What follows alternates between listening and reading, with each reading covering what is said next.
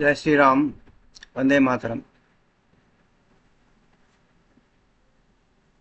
జాతీయవాదులందరికీ నమస్కారం.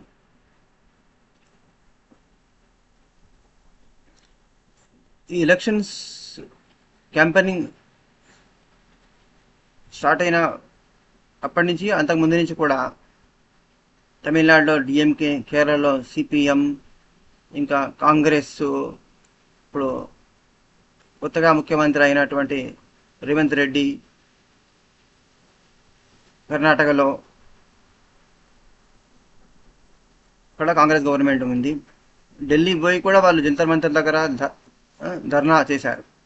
ఏంటి, central government south ఇండియాకు కరెక్ట్ వాటాగా రావాల్సిన నిధులు ఇవ్వడం లేదు అని చెప్పి బ్లేమ్ చేస్తున్నారు. ఇందులో ఎంత మేరకు ఫ్యాక్చువల్ అథెంటిసిటీ, ఎంత మేరకు నిజం ఉందనేది మనము let's find out few details. అంతమంది కేసీఆర్ కూడా 10 years అలాగే బ్లేమ్ చేశాడన్న సంగతి మనందరికీ తెలుసు. అయితే 1950 లోపల జనవరి 26 రిపబ్లిక్ అయిన తర్వాత ఫస్ట్ ఎలక్షన్స్ తర్వాత అప్పుడు జస్ట్ 30% సెంట్రల్ గవర్నమెంట్ వచ్చే రెవెన్యూలో కూడా 30% మాత్రమే స్టేట్స్కి ఇచ్చేదండి. అది కూడా పాపులేషన్ మీద, జనాభా ప్రాతిపదిక మీద. అప్పుడు మీకు తెలుసు, యూపీలో, బీహార్లో కూడా జనాభా అత్యధిక జనాభా. యూపీ అయితే ఇంకా ఎక్కువ జనాభా. 60% జనాభా ఆధారంగా ఫండ్స్ ఇచ్చేవారు. అంటే ఉత్తర భారతదేశంలోని జనాభా ఎక్కువ ఉన్నటువంటి రాష్ట్రాలకే ఎక్కువ ఫండ్స్ పోయేది. దక్షిణ రాష్ట్రాలకు, సౌత్ ఇండియాలోని జనాభా తక్కువ ఉన్న రాష్ట్రాలకు బాగా తక్కువ వచ్చేది. తర్వాత ప్రతిసారి కాంగ్రెస్ గవర్నమెంట్సే స్టేట్లోను, సెంట్రల్లోను వాళ్ళ గవర్నమెంట్స్ ఉండడం వల్ల తర్వాత వాళ్ళ స్టేట్ గవర్నమెంట్సే కొట్టాడుతూ ప్రతిసారి కొంచెం కొంచెం పెంచుకుంటూ దాన్ని యొక్క ఫండ్స్ పెంచుకుంటూ పోయారు. తర్వాత మన్మోహన్ సింగ్ 10 years రూల్ చేసిన తర్వాత ఆయన ప్రధానమంత్రి, పప్పెట్ ప్రధానమంత్రి అనుకోండి. యాక్చువల్గా రూల్ చేసింది సోనియా గాంధీ, అది అందరికీ తెలిసిన విషయమే. అయితే 30 నుంచి 32 వాళ్ళు చివరికి వాళ్ళు పోయే లోపల 32కి వచ్చిందండి. సెంట్రల్ డివాల్యూషన్ ఫండ్స్ అనేటివి 32% స్టేట్స్కి అలాట్ చేయడం అనేది జీవన్ పాస్ అయిందండి. మోడీ రాగానే 2014లో ప్రధానమంత్రి కాగానే ఫస్ట్ టైమే ప్లానింగ్ కమిషన్ యొక్క రికమెండేషన్స్ ఆధారంగా తీసుకొని 42% ఇచ్చినాడు. ఇమీడియట్గా 32 నుంచి 42%, 10% డివాల్యూషన్ ఫండ్స్ని పెంచడం జరిగింది. అప్పుడు ఐఏఎస్లు, అప్పుడు సెంట్రల్ ఉన్నటువంటి సివిల్ సర్వెంట్స్, బ్యూరోక్రాట్స్ అంతా కూడా ఎలా సాధ్యము, సెంట్రల్ గవర్నమెంట్ ఎలా నడుస్తుంది, ఖర్చులు ఎలా వెళ్తాయి, మిలిటరీ ఎక్స్పెండిచరు, ఎంత మీకు తెలుసు కదా. మిలిటరీకి సరైనటువంటి బూట్లు కానీ, ఆర్మీ సోల్జర్స్కు సరైన కవచాలు కానీ, ఆర్మర్స్ కానీ లేవు, అమ్యునిషన్ లేదు, అంతా అవుట్డేటెడ్ అనమాట. పాకిస్తాన్ మన మీద దాడి చేసిన, టెర్రరిస్టులను ఎదుర్కొనే శక్తి కూడా లేదనమాట. చైనా దాడి చేసినా, పాకిస్తాన్ దాడి చేసినా కూడా ఇండియా ఓడిపోయే పరిస్థితి ఉంది. 2014 వచ్చినప్పుడు, మోడీ వచ్చినప్పుడు అప్పుడే పెన్షన్, అంతవరకు పెన్షన్ ఇవ్వలేదు సైనికులకు, ఆర్మీకి, రిటైర్డ్ వాళ్ళందరికీ. కానీ కాంగ్రెస్ ఓడిపోగానే ఆర్మీ వాళ్ళని ఎగరబెట్టారు. వాళ్ళు కూడా స్వార్థంతో పెన్షన్ ఇస్తారా చస్తారా అన్నట్టుగా మోడీ మీద ప్రెషర్ తీసుకొచ్చారు. చివరికి అంత క్లిష్ట పరిస్థితుల్లో పడ్డ, ఆర్థిక సంక్షోభం అనమాట, A to Z అన్ని రకాల కుంభకోణాలు తీసి లక్షల కోట్లు తినేసి వాళ్ళు వెళ్ళేనాటికి పరిస్థితి ఎలా ఉందంటే, ఇరాన్కు, సౌదీ అరేబియాకు, కువైట్కి కూడా మనము పెట్రోల్, ఆయిల్ అప్పు తీసుకొని పోయి అప్పు తెచ్చిండ్రండి వాళ్ళు. ఆ అప్పులు కూడా తెలపలేదు వాళ్ళు. మన్మోహన్ సింగ్ లాంటి చిదంబరము లక్షల కోట్ల ఫేక్ కరెన్సీని వాళ్ళు బయట ఫారెన్ బ్యాంక్స్లో పెట్టుకున్నారో, సింగపూర్ అడ్డాగా వాళ్ళ కొడుకు ఎన్ని రకాలుగా మనీ లాండరింగ్స్ చేసి యాక్టివిటీస్ చేసిండు అనేది అసలు ఊహకు అందదనమాట మనకు. అసలు ఇప్పటివరకు దొరికింది 1% కూడా కాదండి.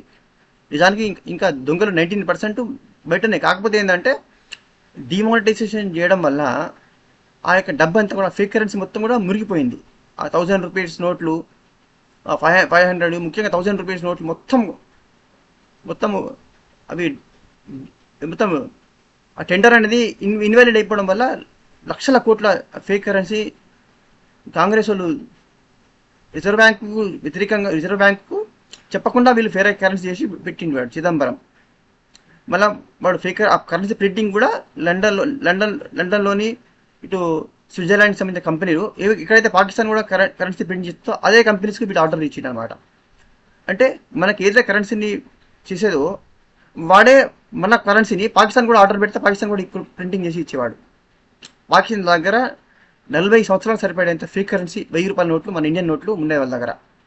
ఎప్పుడైతే ఇది రద్దు చేసిండో మరుసటి రోజే తెల్లారే పాకిస్తాన్లోని వాడు ఫేక్ కరెన్సీ బ్రోకర్ ఎవడవుతున్నాడో వాడు దావుద్ ఇబ్రహీంకి రైట్ హ్యాండ్ అనమాట, వాడు ఆత్మహత్య చేసుకున్నాడు. జస్ట్ ఆ తర్వాత 2 రోజులకే అమెరికా లోపల వాడి సొంత తమ్ముడే అమెరికాలో అరెస్ట్ అయ్యిండు, జైలు పోయిండు వాడు. ఇప్పుడు జైల్లోనే ఉన్నాడు వాడు. అంటే డిమానిటైజేషన్ ద్వారా ఏం లాభం అయిందని అనే ఈ సోకాళ్ళు ఈ ఫేక్ ప్రొఫెసర్స్ ఉన్నారే, బూటకపు మేధావులు, యాంటీ నేషనల్స్ అనమాట వీళ్ళు. ప్రొఫెసర్స్ అని చెప్పుకొని మన యొక్క ఛానల్స్ లోపల మీడియా లోపల పొలిటికల్ అనలిస్ట్ అని చెప్పుకొని వచ్చేటువంటి దేశద్రోహులందరినీ కూడా గురించి నిజాన్ని తెలియజేయండి మీ తోటి సోదరులకు. వీళ్ళంతా కూడా యాంటీ నేషనల్స్ అనమాట, వచ్చి దేశద్రోహులు, కమ్యూనిస్టు సంచాలు. ఎక్కడ ఏ ప్రొఫెసర్ కాడన్నా ఇవ్వడన్నా మన రాష్ట్రంలో ఉన్నటువంటి ఏ ప్రొఫెసర్ కాడన్నా చైనా కోట్ల బిజినెస్ చేసుకొని ప్రతి సంవత్సరం కోట్లు సంపాదించకపోతుంది. ప్లాస్టిక్ బాల్ బ్యాటరీ నుంచి మొదలుపెట్టుకొని దీపాలకి టపాకాయలు చైనా వాడియే, మొబైల్స్ చైనా వాడియే, పతంగులు చైనా వాడియే, హాగలి హోలీ రంగులు ఆడుకుంటే అవి కూడా చైనా రంగులే.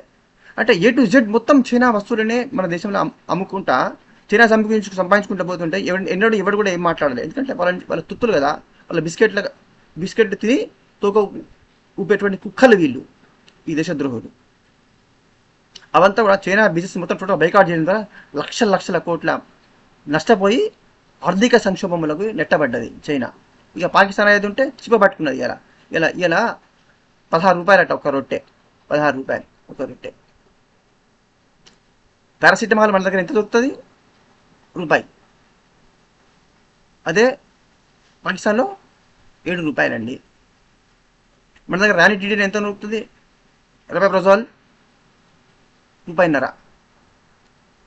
అదే 28 రూపాయలు పాకిస్తాన్ లోపల. ఇంక ఎగ్జాంపుల్స్గా చెప్తున్నాను మీకు పాకిస్తాన్లో ప్రస్తుతం పరిస్థితి ఎలా ఉందన్నది. మోడీ ఏం చేసిన వాళ్ళకు పాకిస్తాన్తో కంపేర్ చేసి చైనా మన ఇండియా ఏ విధంగా ప్రగతి చెందింది అది ఒకటి చెప్పండి. ఇంకా 11వ నెంబర్లో ఉన్నటువంటి ఆర్థిక శక్తి, మనము స్థానము, ఎకానమిక్ పొజిషన్ మనది 5th ఎగబాగాము. నెక్స్ట్ టైం లోపల మనం ఈజీగా థర్డ్కి వెళ్ళిపోగలం మనము. అది కరోనా రావడం వల్ల, లేకపోతే ఇప్పటికి మనం టార్గెట్ మనం చేరుకునే వాళ్ళం. కరోనా దెబ్బతో ప్రపంచం అంతా కూడా మొత్తం దెబ్బతిన్నది. చైనా, అమెరికా కూడా, ఇటలీ, యూరోపియన్ కంట్రీస్ అన్నీ కూడా, ఫ్రాన్స్, యూకే అయితే ఉంటే ఎంత ఘోరంగా పరిస్థితికి దిగజారిందో మీకు తెలుసు. యూకే 5th పొజిషన్ ఉండే, యూకే మనం కిందికి పోయింది, 6th పోయింది, మనం 5th వచ్చినాం. కాబట్టి మాకు సెంట్రల్ గవర్నమెంట్ మాకు సరైనటువంటి నిధులు ఇస్తలేదని చెప్పడం పచ్చి బూటకము. ఎందుకంటే ఇలా కాంగ్రెస్ అన్ని రాష్ట్రాల్లో చచ్చిపోయింది కదా, పాతరేస్తున్నారు అన్ని చోట్ల. ఇక్కడ మళ్ళీ కర్ణాటకలో మన స్వార్థపరమైన బుద్ధి లేని హిందువులు, అంటే బొందుగాళ్ళు, సూడో సెక్యులర్లు, బొందుగాళ్ళు, ఫేక్ అంబేద్కరిస్టులు, ఫేక్ మానవతావాదులు, ఫెమినిస్టుల యొక్క మాయాజాలంలో పడి మన హిందువులు తమ యొక్క సంస్కృతిని, తమ ధర్మాన్ని మర్చిపోయి కేవలం వాడి కాంగ్రెస్ వస్తుడే బిస్కెట్లకు ఆశపడి, స్కీమ్లకు ఆశపడి, వాడు 5 గ్యారెంటీలు వెళ్ళంగానే కర్ణాటకలో వేసిండ్రు. ఇక్కడ వచ్చినోడు 6 గ్యారెంటీలు వెళ్ళంగానే వీడిని నమ్మి వీడికి ఓట్లు వేసి గెలిపించిండ్రు. ఇప్పుడు వచ్చినాయా 2500 రూపాయలు పెన్షన్ లేడీస్కు, 2 లక్షల రూపాయలు మాఫీ రైతులకు, ఇవన్నీ వచ్చినాయా? 2 లక్షల రూపాయలు రుణమాఫీ చేస్తున్నాడు, రైతు బంధు 15,000 ఇస్తా అని చెప్పిండు. అన్నీ వచ్చినాయా? మొత్తం డబ్బులు పోగేసుకున్నారా? మొత్తం కరెంటు గది లేదు, రైతులు ఆత్మహత్యలు చేసుకుంటున్నారు, మొత్తం ఎండిపోతున్నాయి. కనీసం ఆ యొక్క ప్రాజెక్టు ఎక్కడైతే క్రాక్స్ వచ్చినాయో దాన్ని రిపేరింగ్ చేపించి నీళ్ళు విడుదలేసాడు. ఇప్పుడు శాతగాని వాడు వీడు. పెనమలకి వెళ్ళి మీరు బీఆర్ఎస్ ఓడించి పెనమలకి వెళ్ళి పూయిల పడ్డారు. మరి మనకే సోయి ఉండాలి కదా తెలంగాణ ప్రజలకు. మరి తెలంగాణ స్వతంత్రం వచ్చిన కాడ నుంచి 75 ఏళ్ళు ఒక్కనాడు కూడా మనం బీజేపీకి మన అవకాశం ఇవ్వలే కదా. మన ఇక రాష్ట్రంలో పట ఒక్కసారి మనం బీజేపీకి అవకాశం ఇద్దామని ఎందుకు అనుకోలేదు? ఎందుకు మళ్ళీ కాంగ్రెస్ను గెలిపించారు? అంతకుముందుకు 55 సంవత్సరాలు కాంగ్రెస్ ఇంత నీచంగా పరిపాలించింది, ఇంత దరిద్రం పరిపాలన చేసింది అనేది మనకు మర్చిపోయినరా?